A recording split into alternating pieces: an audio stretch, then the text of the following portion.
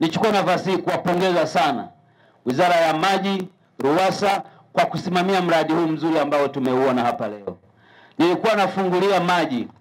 Kuna mahali unaweza ukaenda utaona yale maji hata yanapofunguliwa utaona pressure yake ni ya kawaida. Hapa bila shaka utaona maji yaliyoko hapa ni ya uhakika, na nimeambiwa tayari awamu ya kwanza imeshakamilika, inakuja awamu ya pili ambayo na yenyewe itaendelea mpaka itakapofika mwezi wa Disemba. Mradi mzima kuanzia awamu ya kwanza mpaka ya pili utakuwa umekamilika kwa ajili ya kuwapatia maji watu wa Monduli. Nataka niwaombe watu wa Monduli mlioko hapa na wengine ambao tutakutana nao baadaye, tuutunze huu mradi kwa sababu utatufaa sote. Nia yangu na nia ya kila mmoja hapa ni kuona changamoto ya maji inapungua kwenye nchi yetu.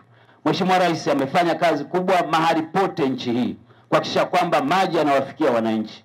Na hapa leo tulipokuja ni kielelezo tu cha kazi nzuri ambazo amekuwa akizifanya. Salamu za shukrani kwa Mheshimiwa Rais Samia Suluhu Hassan kwa mradi huu ambao umeufungua leo.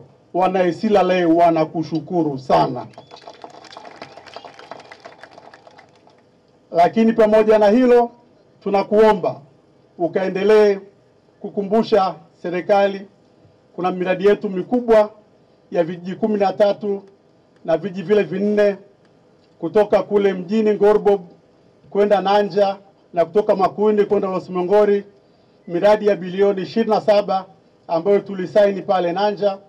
Tunashukuru inaendelea vizuri, lakini tunakuomba Mheshimiwa Naibu Waziri Mkuu ukatie msisitizo angalau ile kazi iishe kwa wakati.